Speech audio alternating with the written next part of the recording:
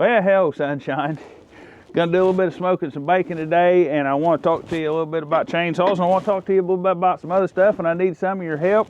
As soon as I get this done, this is on my list of things to do today. We're gonna change location here right quick, but I thought I'd show you what I was doing today in the meantime. We're gonna have a little bit different video today. I hope you guys can bear with it, and it's gonna bounce around a little bit. It's not gonna be edited great because I'm in a hurry to get this video out. We're gonna sacrifice quality a little bit because I got stuff going on today. I'll try to get it edited a little bit, but I got some things that's kind of time sensitive I want to throw out to you guys. Appreciate all you guys being here. I'm gonna try to get this video shot today, edited today, because I'm around the house. I butchered last week. I'm doing bacons this morning. We butchered last week, and the bacon's been in this brine now for a week.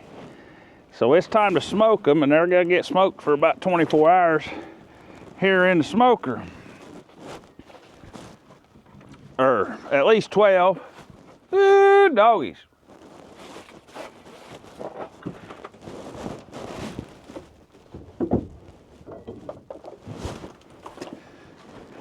Say smoking's bad for you, but I disagree. That's some pretty good stuff. Now there's a video out a year ago if you guys are actually interested in how I smoke bacons and my recipe. Guys, I want to talk to you, and I want to thank you guys for being here. I want to thank you guys for people that'll watch ignorant stuff like this besides chainsaws. I don't want to paint myself into a corner on chainsaws, but I love showing the stuff. And that's what I'm gonna ask you for your help for here in just a second. So hang around just a minute. So once I get the bacon smoked, I gotta get cleaned up. I got a daggum Christmas party I gotta go to tonight. Hopefully this will be out today. Today's the 12th of December. So hopefully this will be out today, maybe tomorrow, but hopefully it's out today. So guys, just hang around here. I've got a bunch of stuff. I'm gonna pop in and out. I'm gonna be working on stuff, but I wanna pick you guys' brain too. I need some mental help. Yeah, you can take that either way, and it'd probably be accurate. I'm looking for a little advice. I'm going to ask you guys for help. No, I don't want any money. No, I don't appreciate it, but you guys don't have to pray for me. I'm not in a bad way. I just need a little help, a little advice, if you will, a little strategy. That's it, strategy, strategery. And that's on the chainsaw Sawfest, to be honest about it. Why am I in a hurry to get this video out? Well, number one, I kind of do need the advice, but number two, or C, where was that? I done lost my train of thought. We hit 2,000 subscribers last night. Man, that is like that old Vlasic pickle, right? That's kind of a big deal. Sorry. I just lost about 15 people who clicked out right there. Dad jokes, oh, they're terrible. Gosh dang it. We hit 2,000 subscribers, and we've got like 1,800 of those, give or take, in the last year. Because you know it starts out pretty slow. But we got some good videos back there, but it's growing. Oh, man, I'm happy about it. Man, I'm tickled to death. I appreciate you guys sitting through some of my shenanigans, watching my haying videos. We have some fun. Sometimes I get a little bit goofy in my chainsaw videos. It's even worse than some of the other stuff because I'm just trying to be in a good mood all the time. But like I say, I'm going to pop in and out. I'm trying to get this video done while I'm getting everything else done for today. What kind of strategy do we need? Sawfest Cheap Saw Build is Clamshell this year. You're liable to see some stuff in the video today that's not been released yet. It'll be coming. We've cut the bearing pockets in this 455 Husky, that one there. We haven't started working on that MS 170. We got the old Super Dave. We've done a couple mods to it. But those are all coming up. But where I'm working at today is the strategy. I don't know if I'll ever make it to Sawfest or not. I would love to. There's some good people that go there. I've talked to 2, maybe 3 of them on the phone. Man, they just seem like good people. I'd like to go meet up with them. I went down to one in Tennessee, met some people down there. Man, they're awesome too. So I'd like to go to get together, right? And I'm not a great big logging guy, Matter of fact, I like clamshells. They're cheap. They're something to play with. Nobody else messes with them. It don't seem too much. Ain't worth the trouble. But to me, a guy with a harebrained scheme gets him a harebrained saw and works on it, doesn't he? Matter of fact, I just picked up a 461 yesterday. It's not a basket case, it's a bucket case. Been dropped a log on it, so we may be able to do something with that one there too. But, well, I'm bouncing around like BB in a fruit jar, ain't I? Sorry, my mind's on all the stuff I'm doing today. But strategy to the Sawfest, to the cheap saw, I don't know if they call it shootout or what, right? Now, the gist of the rules is, the gist is, that's right. The gist of the rules is that it's got to be a clamshell engine like this, or like that old MS 170. That's clamshell engine, plastic case. So I think McCulloughs are out. Anything else? 350 Husky's out for some reason. I do understand it, but it's because of how it's made. It's kind of a clamshell, but it kind of ain't. I say that to say this. There is a real neat rule they come up with this year. So I'm going to say that right quick and in a hurry and early. I am not complaining about the rules there. I am absolutely not. I like rules. As a matter of fact, the more rules I have to read, the more ways I can maybe push the rules without breaking the rules. That makes sense. You know, you're always looking for that little edge. You're always looking for something to do. You're always looking for this. You're looking for that. All right. The rule is it's a claims. It's run like a claims, like in circle track racing. They don't want you having over like, give or take $500 in some of the low class circle track, right? So if anybody thinks you've spent way too much money on your engine, well, they could just buy your engine. They give you their engine, their running engine, and $500, and they claim your engine. That's just how it is. So you don't want to put $5,000 worth of rods in that, do you, and have somebody buy it for $500, do you? Well, that's the same thing they're doing on chainsaws, which is really gonna make us think, isn't it? Of course, most of us were doing this for our love of just doing it. So the labor we have in it, some people may want to claim it. I won't, because I'm doing it for fun. But their $200 claim does not mean the only people that can buy that are the people that are racing, right? So if you race, you can buy somebody else's saw for $200, but you don't have to give up your own saw. So it's like as soon as you sign up to race, you're putting your saw up for sale for $200 at that point. Now, you've put her out there on the table for sale for $200. You put a price tag on it. It's $200. I don't care if it's a $24,000 saw. You put a price tag on it for $200, and you have to be willing to sell it for that. If you're not, then you've got too much in it and you shouldn't be racing it, right?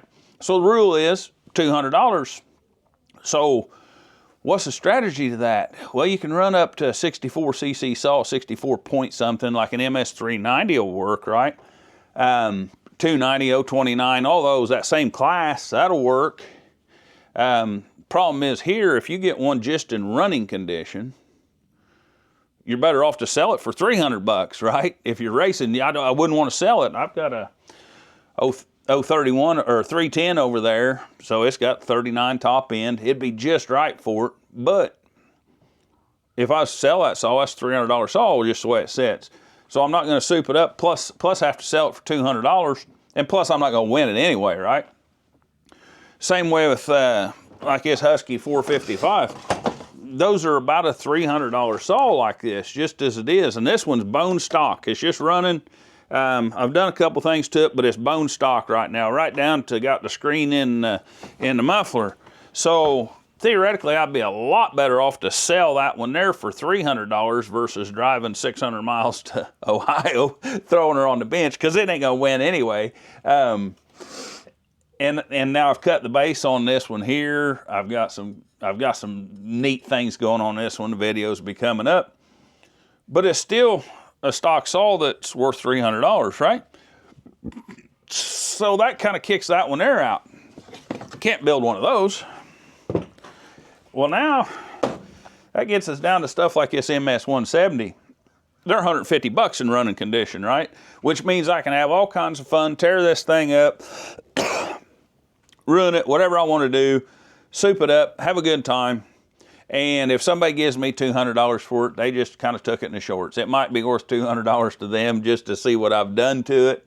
And that's another thing. When you put your saw together, do you put it together with green Loctite and then drill all the screw heads out so they can't take your stuff back apart? Well, I don't know. That's part of the strategy. And I don't want to seem like I'm being a jerk, right? Rules aren't rules unless they're enforced, so I'm looking at both sides of it. You need to enforce the rules. Do I just bring this stock MS 170 down there? Let's say I bring this stock MS 170 down there in $1,000. Well, I run this. Now all of a sudden I might just buy myself 5 new saws. Anything that's worth $300 on the market, why, I could pull the race stuff off of it, put a $25 cylinder on it, and sell it as a aftermarket rebuild and probably get $250, $300. Would I do that? Probably not. Would I do it? Probably not 5 saws. If nobody's buying saws that are worth $250 or $200, would I buy them? Absolutely, just to basically enforce the rules, if that makes sense. If nobody's enforcing the rules, then there's no sense in having the rules, if that makes sense. So if nobody's willing to buy a saw, so that's part of my strategy there.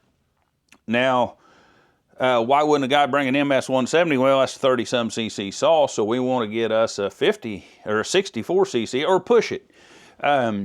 A guy could buy a Clamshell MS 250 aftermarket for about $100, I think. So man, a guy, because that you can buy it for $100, it ain't worth any more than that, right?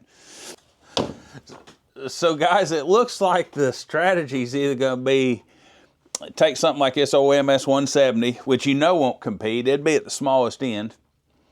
Have a big time with it because it's worth less than $200. Matter of fact, it's probably worth less than $25 if anybody's ever run one of these.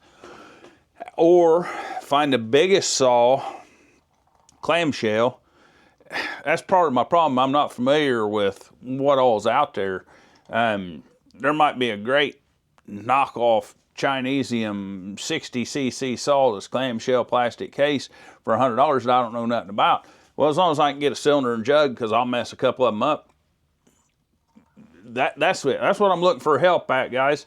Trying to figure out a strategy, how to have fun. I want to enjoy the spirit of it.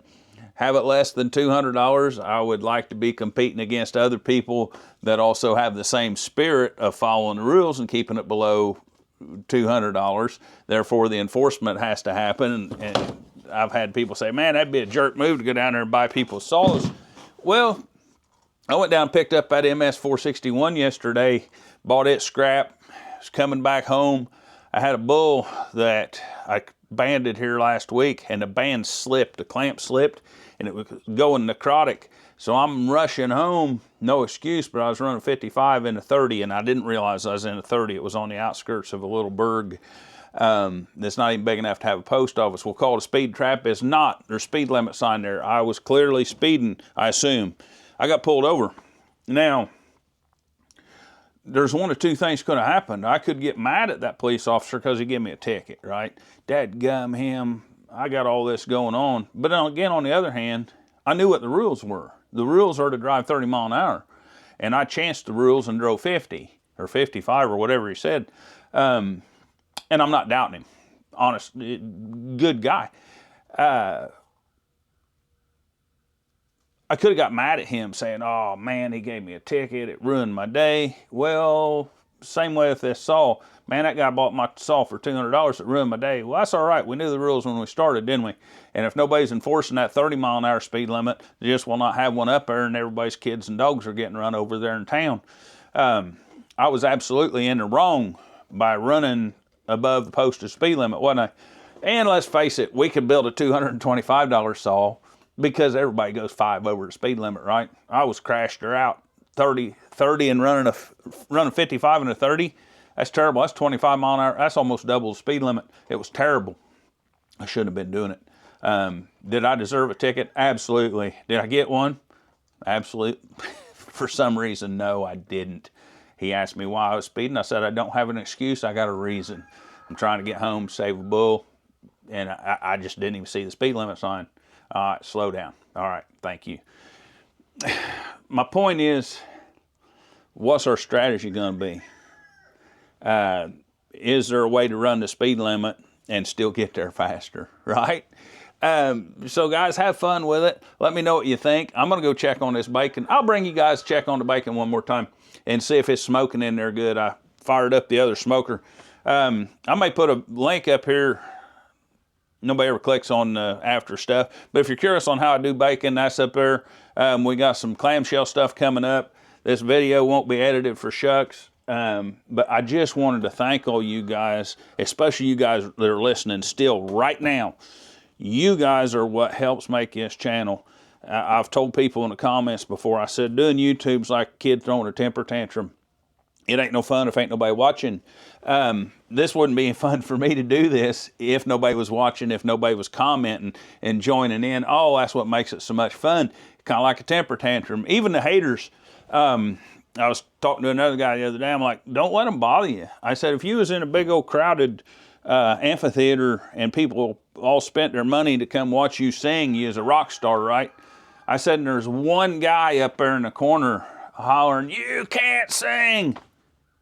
Would you just pack up your stuff and say, well, all right, you can have the mic? No, you just wouldn't even pay him no mind. You're just going about your business because you know the pattern shows that that guy there's just looking to get attention. About like a kid throwing a temper tantrum. If nobody watches, it ain't fun. I'm trying to do mine a little bit different. But still, if ain't nobody watching, nobody throw my temper tantrum, it ain't no fun. Let's check on the bacon and I'll get you out of here. I appreciate it, guys. Well, guys, if I earned her, give her the old hitchhiker. If I didn't, give her the old Julius Caesar. We're making some bacon here today. Guys, appreciate it. I'm going to go try to get this edited just a little bit, get her put out to you today. Appreciate it. Join in down there in the comments. Give me a little bit of help on everything. I don't know what else to tell you. I love you guys. Appreciate you being here.